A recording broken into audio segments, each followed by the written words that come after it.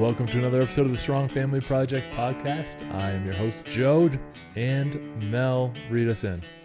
Welcome back to the Strong Family Project podcast, where we guide you on the path to raising confident, independent, and resilient children in a strong family environment. Today we're talking about sportsmanship, and we're not talking just about sports. The value that kids get and adults get about learning about what it means to be a good sport. I think I said about 3 times in that sentence. A little clunky to jump us off, but let me get into a little story for you that I saw this week that's prompted this episode. So we encourage our kids to play at least one sport or activity. Our oldest son wasn't doing many. He was doing a lot of extracurriculars, but not any sports, because there is some valuable learning in it. I said, I don't care what you choose. You can choose anything you want. It could be, I don't know, named golf, could be soccer, could be swimming, football, could be swimming, could be track, could be any of these things. But you got to choose one, because the value of being coached and learning is too important to go through all of school and not have that in a physical environment. You do get taught in school. And then if you do similar extracurriculars where you sit in a room and someone teaches you something, that's cool. You can learn some more things that way, but it's the same style. And so we want to introduce our kids to different styles. So the kids chose sports. Logan chose football this year, which has been great. He's learning the actual technical way to play football, but that's not really what success looks like. It is this year. It's his first year ever playing. We want him to buy into the process of being coached and doing some hard things. Now, the reason why I share that, our son Henry's been playing soccer for a few years. He had a game this week against a school that smoked him last year. They absolutely clobbered Henry's team last year.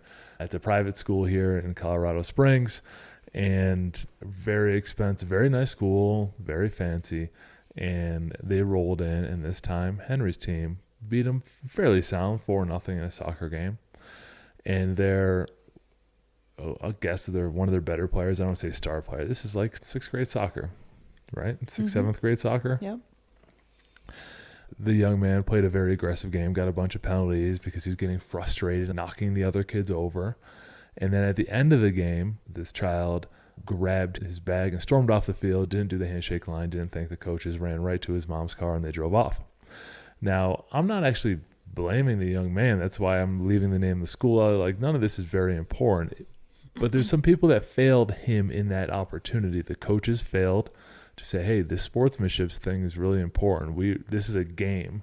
We're talking about a game here that we have the privilege of playing. This isn't something that we have to do. It's something that we get to do. We get to play sports. We get to play activities. You have to learn good sportsmanship. And that is more important than the outcome of a 6th grade soccer game by far. And then the parent who put him in the car, and reinforced him, let's get out of here. That was garbage. You guys lost, and you got penalties, whatever. And I felt bad for that young man because he's not learning good sportsmanship. And the reason why I say it's so much more than just sports, things aren't going to go your way in life, and it's how you react to those things is quote-unquote good sportsmanship in your life. I get kicked in the crotch with a lot of things all the time, get bad phone calls, wow, that was really, but I'm not going to lash out and blame other people. I'm not going to storm off the quote-unquote field and run off to my room and have a pity party for myself. And I think if we start this young with our kids and teach them good sportsmanship, good sharing, good ways to recover when things don't go their way, whether it's in actual sports or whether it's just in life, like those examples I just mentioned, we can do them a huge service now, but we have to be intentional about it. This reminds me of this series of books written by Andy Frisella, and one of them specifically talks about sportsmanship. Now, everybody wants to win. Of course you want to win. It feels great to win. And Winning's awesome. It's awesome. You're right.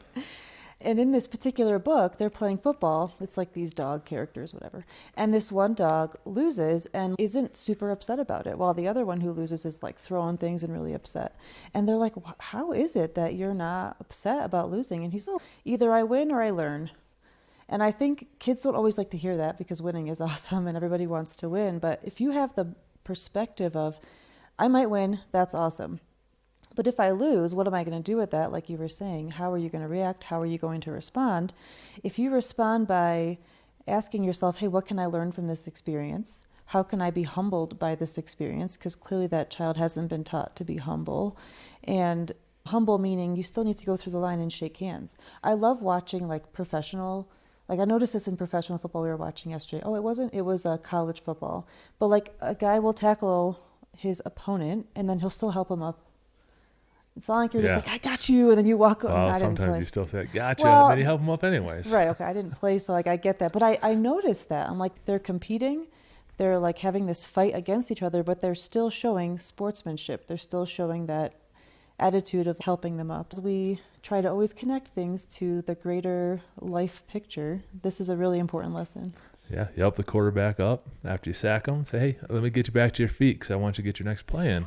I'll be right back. See you in a couple seconds. But people outside of sports don't get it. It is trash talking, but it's not done in like a hateful way. Right. It's done in a chop busting way. A lot of it is mind games too. And that's more higher level stuff. But it's true whether it's a bad grade in a test and an activity that went the wrong way, a business meeting that doesn't go your way. If you just throw a pity party, like I see reinforced in sports at a young age, but it could be reinforced in other things. You're going to set kids up for failure. I see parents do it. I see parents storm off the field. We had a parent storm off the field a week ago. Like I see these things. We saw another coach in Logan's first football game threatened to fight a parent in the stands and made it the game all about him and not at all about the kids. And this guy had a good energy about him, like a very active personality that if he used that to elevate the kids, it would have been great for the kids, but he didn't. He was using it in a negative way, making it about him, and almost got himself beat up in the parking lot. And wow, it's wild in these kids' sports. This brings it back to role modeling. That's really the position that we're in as parents or as coaches. And when you mention that, I think about how I try to say this on the podcast a lot. We're not raising little kids. We're raising people who are going to be adults. So if we act that way, what are we going to teach them? If you have a coach who behaves that way, what are you teaching the kids? This boy that stormed off, I think you mentioned the mom tried to get him to go back, but apparently... She did not. I want to make sure.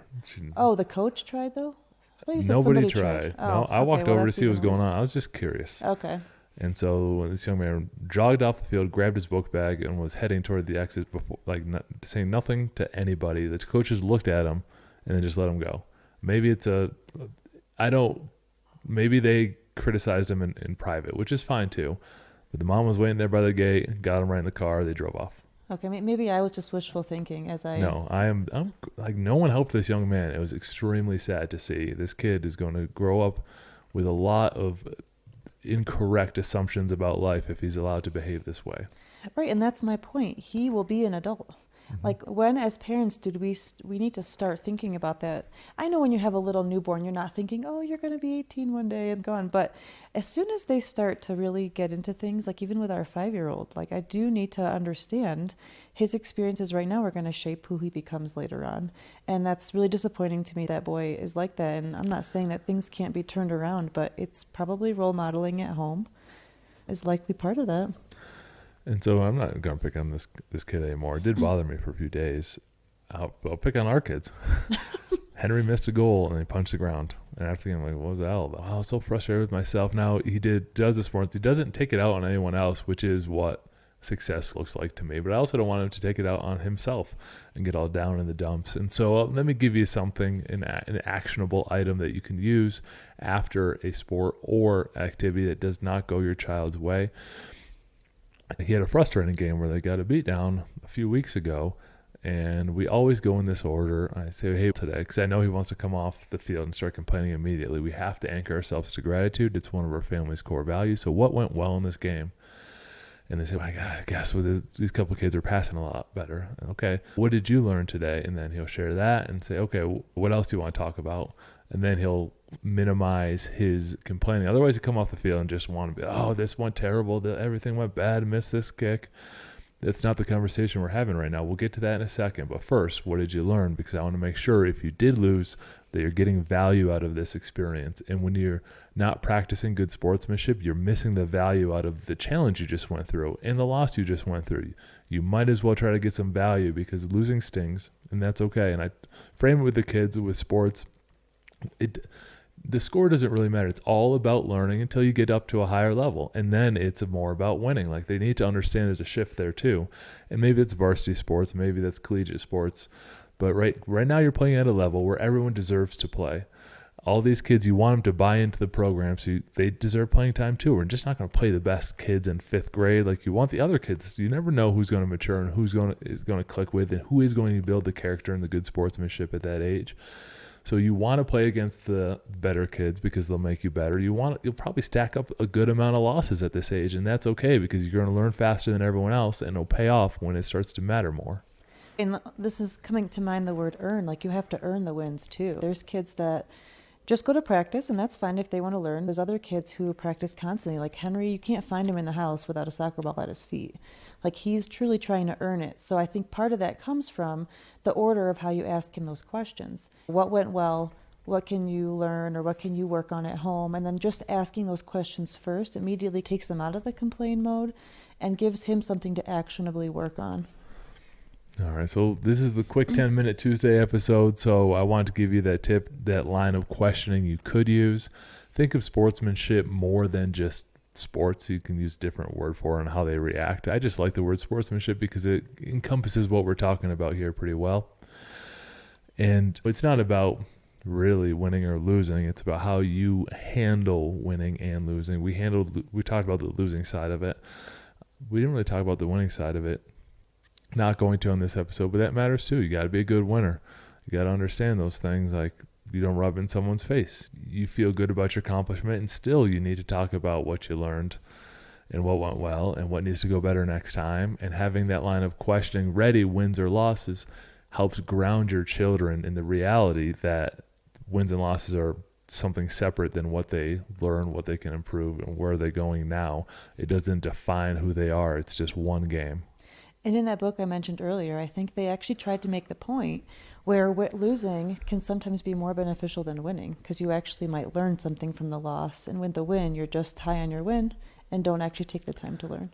Thank you for listening to another episode of the Strong Family Project podcast. We'll talk to everyone on Thursday with a special episode for you don't want to miss.